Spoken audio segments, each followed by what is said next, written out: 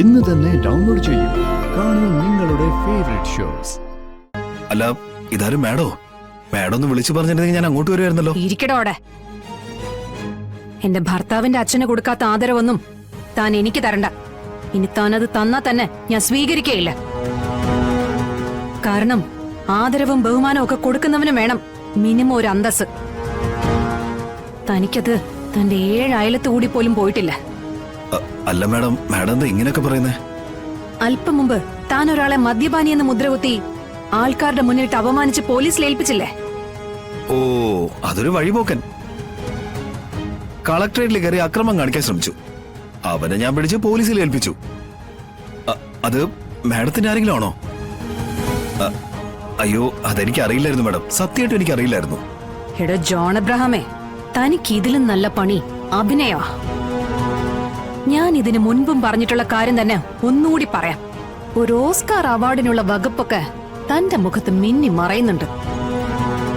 പിന്നെ ഈ കഥകൾ തിരഞ്ഞെടുക്കുമ്പോ ഈ പുരാണ കഥകളിലെ അങ്ങനെ എന്തെങ്കിലും തിരഞ്ഞെടുക്കണം. ദേ, അതിൽ തനിക്ക് ഏറ്റവും ഇണങ്ങുന്ന ഒരു കഥാപാത്രമുണ്ട്, നാരദൻ. അതിൽ താൻ ജീവിക്കും, ജീവിച്ച് തകർക്കും. കാരണം താൻ തന്റെ ജീവിതത്തിൽ ചെയ്യുന്നതും അതൊക്കെ തന്നെയല്ലേ. പച്ച മലയാളത്തിൽ പറഞ്ഞ ഏഷണി കേറ്റല്. മുഖത്ത് വെച്ചിരിക്കുന്ന ആ മീശ കൂടി ഇല്ലായിരുന്നെങ്കിലേ താൻ കുലസ്ത്രീ ആവുമായിരുന്നു. കുതികാൽ വെട്ടും കുതന്ത്രവുമുള്ള കുലസ്ത്രീ. മാഡം എന്നെ തെറ്റിദ്ധരിച്ചിരിക്കുകയാണ് മാഡം. ഒരു തെറ്റിദ്ധാരണയുമില്ല. നേരെ ചൊവ്വെ നിവർന്നു നിൽക്കാൻ പോലും കെൽപ്പില്ലാത്ത ഒരു പാവം പിടിച്ച മനുഷ്യനെ മോശക്കാരനാക്കി ആൾക്കാരുടെ മുന്നിൽ ഭ്രാന്തനാക്കി പോലീസ് സ്റ്റേഷനിലേക്ക് പറഞ്ഞയക്കുമ്പോ തനിക്ക് ജന്മം തന്ന തന്റെ സ്വന്തം അച്ഛനെ കുറിച്ച് താൻ ആലോചിച്ചിട്ടുണ്ടോ? അല്ല, അങ്ങനെ ആലോചിക്കാൻ അങ്ങനെ ഒരാളുണ്ടോ?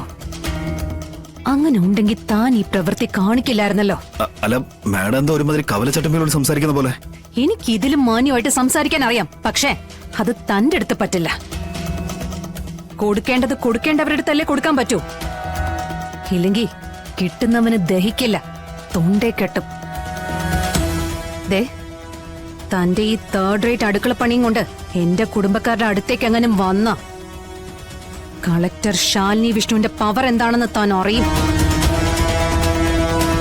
പിന്നൊരു പാവം മനുഷ്യനെ കുറച്ചു നേരമെങ്കിൽ കുറച്ചു നേരം അപഹാസ്യനാക്കി ചിത്രീകരിച്ച് എന്റെ സന്തോഷം പങ്കുവെക്കുമ്പോഴേ ഒരു കാര്യം കൂടി താൻ ഓർത്താൻ നന്ന്. അതുപോലൊരു പ്രായം തനിക്കും വരും. തന്റെ ഈ സ്വഭാവം വെച്ചിട്ടാണെങ്കിൽ ആ പ്രായം വരെ എത്താൻ സാധ്യത കാണുമെന്ന് അറിയില്ല. എങ്കിലും കഷ്ടകാലത്തിനെങ്ങാനും എത്തിയ ചുറ്റും കൂക്കി വിളിക്കുന്നവരുടെ കൂട്ടത്തില് സ്വന്തം മക്കളുണ്ടോ എന്നുകൂടി ഒന്ന് നോക്കിയേക്കണം. തന്റെ രക്തത്തിൽ പറഞ്ഞ മക്കളല്ലേ, പിതൃഗുണം കാണിക്കാതിരിക്കില്ലല്ലോ. കേട്ടിട്ടില്ലേ വിത്തുഗുണം 10? ഇനിയെങ്കിലും ഈ ദുഷ്ടത്തരവും തെമ്മാടിത്തരവും ഒന്ന് നിർത്തി ഒന്ന് നന്നാവാൻ നോക്കണം. ഇല്ലെങ്കിൽ കഷ്ടപ്പെട്ട് വളർത്തിക്കൊണ്ടുവന്ന മക്കള് പരുന്തുംകാലെ പോവും. ചത്തു മലച്ചിട്ടാണെങ്കിൽ സമാധാനമുണ്ട്. പക്ഷെ തന്നെ പോലുള്ളവരൊന്നും അത്ര പെട്ടെന്ന് ചാവില്ലല്ലോ. നരകിച്ചല്ലേ ഒടുങ്ങൂ.